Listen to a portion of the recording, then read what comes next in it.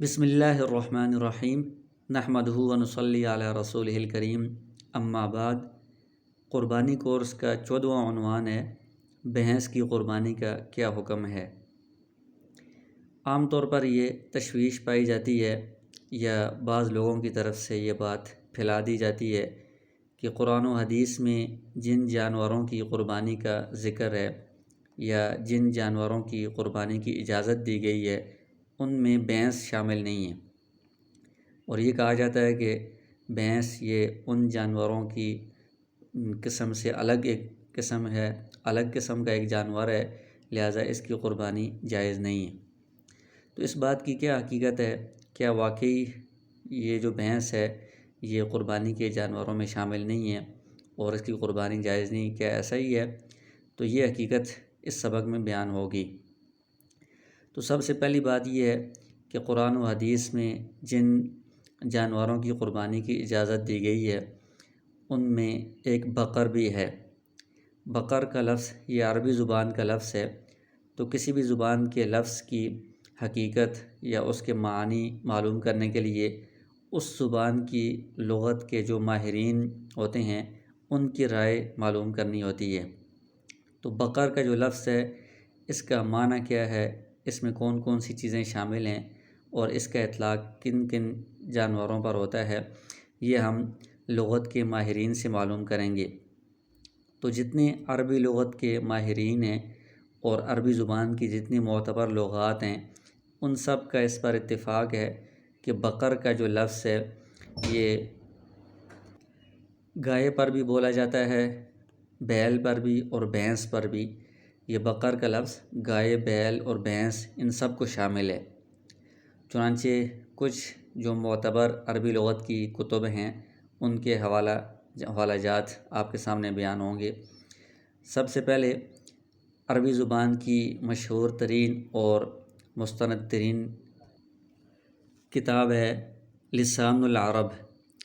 اس میں جلد نمبر 6 صفحہ نمبر 43 پر یہ لکھا ہے کہ الجاموس نوع من البقری۔ جاموس عربی زبان میں بھینس کو کہا جاتا ہے کہ یہ جو جاموس ہے، بھینس ہے، یہ بھی بقر کی ہی ایک قسم ہے۔ بقر کا جو لفظ ہے جو گائے کے لیے بولا جاتا ہے اس کے تحت بھینس بھی آتی ہے، یہ بھی اس میں شامل ہے۔ اسی طرح عربی کی ایک اور مستند اور مشہور لغت المصباح المنیر ہے، اور اس کے مصنف علامہ ابو العباس احمد بن محمد حموی بہت مشہور لغوی ہیں۔ وہ فرماتے ہیں الجاموس نوع من البقری کہ یہ جو بھینس ہے یہ گائے کی ہی ایک قسم ہے۔ اسی طرح ایک مشہور اور مستند عربی لغت کی کتاب ہے المغرب، اس میں بھی یہی لکھا ہے الجاموس نوع من البقری۔ ایک اور عربی لغت کی مشہور کتاب ہے تاج العروس، اس میں بھی یہی لکھا ہے الجاموس نوع من البقری کہ بھینس یہ گائے کی ہی ایک قسم ہے۔ ایک اور کتاب ہے المعجم الوسیط جو عربی لغت کی مشہور اور معروف کتاب ہے، اس میں لکھا ہے الجاموس حیوان اہلی من جنس البقری کہ بھینس کی حقیقت کیا ہے، بھینس ایک گھریلو جانور ہے اور یہ بقر کی جنس میں سے ہی ہے، یعنی گائے کی ایک قسم ہے، اس سے الگ قسم کا جانور نہیں ہے۔ اور اسی کتاب میں ایک اور جگہ البقر کی تعریف کی گئی ہے المعجم الوسیط میں کہ البقر جنس من فصیلۃ البقریات یشمل الثور والجاموس، کہ بقر کا جو لفظ ہے یہ بیل کو بھی شامل ہے اور بھینس کو بھی شامل ہے۔ جس طرح بیل کے لیے الثور کا لفظ الگ سے بولا جاتا ہے لیکن اس کے باوجود وہ بقر کے اندر شامل ہے، اسی طرح بھینس کے لیے الجاموس الگ لفظ بولا جاتا ہے لیکن یہ بقر کے اندر شامل ہے، اس سے الگ جانور نہیں ہے۔ اور ایک اور کتاب میں علامہ ابو منصور محمد بن احمد ازہری ہروی، مشہور لغت اور عربی زبان کے ادب کے امام ہیں، وہ فرماتے ہیں اجناس البقری کہ بقر کا جو لفظ ہے یہ جب بولا جاتا ہے تو اس میں مختلف اقسام ہوتی ہیں، مختلف اس کی اجناس ہیں۔ منها الجوامیس واحد و جاموس، انہی اقسام میں سے ایک بھینس بھی ہے، وہی من انبلیہا و اکرمیہا و اکثریہا البانا و اعظمیہا اجساما، کہ گائے کی مختلف اقسام ہیں، ان میں سے جو بھینس ایک قسم ہے یہ ان اقسام میں سے زیادہ عمدہ اور بہترین قسم ہے، اس کا دودھ باقی اقسام سے زیادہ ہوتا ہے اور اس کا جسم دوسری اقسام سے بڑا ہوتا ہے۔ تو یہ انہوں نے بقر کی مختلف اقسام بیان کی ہیں، ان میں ایک بھینس کو بھی شمار کیا ہے۔ تو یہ مشہور ترین لغت کی کتب ہیں اور ان کے جو مصنفین ہیں وہ لغت عربی کے ماہر ترین لوگ شمار کیے جاتے ہیں۔ تو ان کی رائے یہ ہے کہ البقر کا جو لفظ ہے اس کے تحت بھینس بھی شامل ہے۔ تو قرآن کریم نے البقر کو قربانی کے جانوروں میں شمار کیا ہے، حدیث میں بھی البقر کو قربانی کے جانوروں میں شمار کیا گیا ہے۔ تو البقر کے تحت بھینس بھی شامل ہے۔ اس سے پتہ چلتا ہے کہ قرآن و حدیث کی روشنی میں بھینس کی قربانی بھی جائز ہے۔ اور پھر صرف لغت ہی نہیں بلکہ جتنے ائمہ ہیں مسلمانوں کے، جب سے بھینس، چونکہ یہ سرزمین عرب میں یہ نہیں پائی جاتی تھی، جب سے اسلام عجم کے اندر پھیلا ہے اور بھینس کے ساتھ مسلمانوں کا واسطہ پڑا ہے، اس وقت سے آج تک جتنے مسلمان ائمہ ہیں، علماء، فقہاء، ان سب کا بھی اس پر اتفاق ہے کہ یہ بھینس گائے کی ہی ایک قسم ہے اور اس کا حکم وہی ہے جو گائے والا ہے۔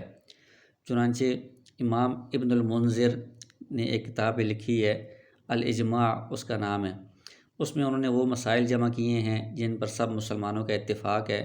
اس میں وہ صفحہ نمبر 48 پر فرماتے ہیں، تمام مسلمانوں کا اس بات پر اجماع ہے، اتفاق ہے کہ بھینس کا حکم وہی ہے جو گائے کا حکم ہے۔ حافظ ابن قدامہ المقدسی کی یہ مشہور تصنیف ہے المغنی لابن قدامہ، اس میں وہ فرماتے ہیں کہ بھینس گائے کی ہی ایک نوع ہے، گائے کی ہی ایک قسم ہے۔ اس بات میں ہمیں کسی کا اختلاف معلوم نہیں کہ اس بات میں کسی نے اختلاف کیا ہو، مطلب یہ ہے کہ سب علماء کا، فقہاء کا اس پر اجماع ہے، اس پر اتفاق ہے۔ اسی طرح حسن بصری رحمہ اللہ جو مشہور تابعی اور مشہور بزرگ ہیں، ان کی یہ روایت، ان کا قول مصنف ابن ابی شیبہ میں مذکور ہے کہ بھینس گائے کی طرح ہی ہے، اس کا حکم وہی ہے جو گائے کا حکم ہے۔ اسی طرح لیث بن ابو سلیم ایک تابعی ہیں، مشہور تابعی ہیں، ان کا قول تفسیر ابن ابی حاتم میں موجود ہے کہ بھینس یہ گائے کی ایک قسم ہے اور بختی اونٹ یہ اونٹ کی ایک قسم ہے، ان کا جو شمول ہے یہ بھی ان چیزوں میں شامل ہیں جن کا اللہ تعالیٰ نے قربانی میں ذکر کیا ہے۔ تو یہ آپ کے سامنے آ گیا ہے کہ تمام مسلمانوں کا، فقہاء کا، علماء کا اس پر اتفاق ہے کہ یہ بھینس گائے کی ہی ایک قسم ہے اور اس کا حکم وہی والا ہے۔ اب یہ اعتراض کیا جاتا ہے عام طور پر کہ قرآن میں صراحتاً بھینس کے بارے میں کوئی حکم موجود نہیں ہے، حدیث میں رسول اللہ صلی اللہ علیہ وسلم نے صراحتاً اس کا ذکر نہیں فرمایا۔ تو اس کی وجہ یہ ہے کہ یہ جانور بھینس یہ سرزمین عرب میں نہیں پایا جاتا، اس لیے آپ صلی اللہ علیہ وسلم نے صراحتاً اس کا ذکر نہیں فرمایا۔ لیکن جن جانوروں کا آپ نے ذکر فرمایا ہے یا جن کا قرآن میں تذکرہ ہے، ان کی اگر حقیقت دیکھی جائے تو ان کے تحت جتنی اجناس آئیں گی، جتنی ان کی اقسام آئیں گی، وہ ساری کی ساری اس میں شامل ہوں گی۔ جیسے ابھی یہ ایک قول آپ کے سامنے آیا ہے کہ بختی اونٹ، تو قرآن میں تو صرف الابل آیا ہے، اونٹ آیا ہے، یا حدیث میں بھی اونٹ کا ذکر ہے، لیکن اونٹ کی آگے مختلف اجناس ہیں، مختلف انواع ہیں، عربی اونٹ الگ ہوتا ہے، بختی اونٹ الگ ہوتا ہے، مختلف نسلوں کے ہوتے ہیں، تو وہ سارے کے سارے اس کے تحت شامل ہوں گے۔ اسی طرح بقر کا لفظ جب قرآن میں حدیث میں آ گیا ہے تو اس کے تحت گائے بھی، بیل بھی، بھینس، جتنی اس کی انواع ہیں، اقسام ہیں، وہ ساری اس کے اندر شامل ہوں گی، ان کا وہی حکم ہوگا۔ پھر بعض لوگ یہ کہتے ہیں کہ اس کو گائے کی قسم، یعنی بھینس کو گائے کی قسم نہیں شمار کیا جا سکتا، کیونکہ بھینس کا الگ سے نام ہے، تو جس چیز کا الگ نام ہو وہ الگ جانور ہے، یہ گائے تو نہیں ہے۔ تو اس کا ایک جواب تو یہ ہے کہ بھینس کے لیے عربی زبان میں جاموس کا لفظ بولا جاتا ہے، تو جاموس کی حقیقت جب معلوم کی جائے تو پتہ چلتا ہے کہ یہ اصل میں فارسی کا لفظ تھا، گاؤ میش، اس فارسی سے اس کو جاموس عربی زبان میں منتقل کیا گیا ہے۔ تو فارسی میں جو اس کا نام ہے گاؤ میش، اس میں گاؤ کا لفظ موجود ہے جو گائے کے لیے بولا جاتا ہے۔ تو اس سے بھی پتہ چلتا ہے کہ فارسی میں اس کے نام میں گائے کا لفظ موجود تھا، تو یہ گائے کی ایک قسم ہے اور الگ سے کوئی جانور نہیں ہے، تو اسی لفظ کو عربی زبان میں جاموس بنایا گیا ہے۔ دوسری بات یہ ہے کہ اگر بالفرض اس کا نام الگ بھی ہو تو نام سے کسی کی حقیقت معلوم نہیں ہوتی، بلکہ اس کی جنس سے پتہ چلتا ہے کہ یہ جو جانور ہے یہ کس جنس سے تعلق رکھتا ہے۔ جیسے پہلے عرض کیا ہے کہ اونٹ کے اندر مختلف نسلوں کے مختلف نام ہیں، بختی یہ الگ نام ہے، عربی الگ نام ہے، تو اس سے ہم یہ نہیں کہہ سکتے کہ بختی اونٹ یہ الگ قسم ہے،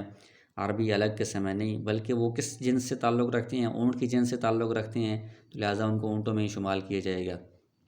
اسی طرح بھیڑ اور دمبا یہ دو الگ الگ نام بولے جاتے ہیں، تو ابھی کوئی یہ نہیں کہہ سکتا کہ بھیڑ کی قرآن و حدیث میں اجازت ہے تو دمبے کی اجازت نہیں ہے، وہ الگ جانور ہے، اس طرح نہیں، بلکہ بھیڑ اور دمبا دونوں کا تعلق ایک ہی جنس سے ہے، یہ مختلف اقسام ہے ایک ہی جنس کی، لہٰذا ان دونوں کا ایک ہی حکم ہوگا۔ تو اسی طرح جو بھینس اور گائے اور بیل ہیں یہ ایک ہی جنس بقر کے تحت آتے ہیں، تو ان کا وہی حکم ہوگا جو اس کے تحت ذکر کیا گیا ہے۔ تو ان ساری وجوہات کی بنا پر کہ لغت میں بھی بقر کا جو لفظ ہے وہ گائے، بیل اور بھینس سب پر بولا جاتا ہے، اور جتنے ائمہ اسلام گزرے ہیں، فقہا علماء گزرے ہیں، انہوں نے بھی بھینس کو گائے کے تحت ہی شمار کیا ہے،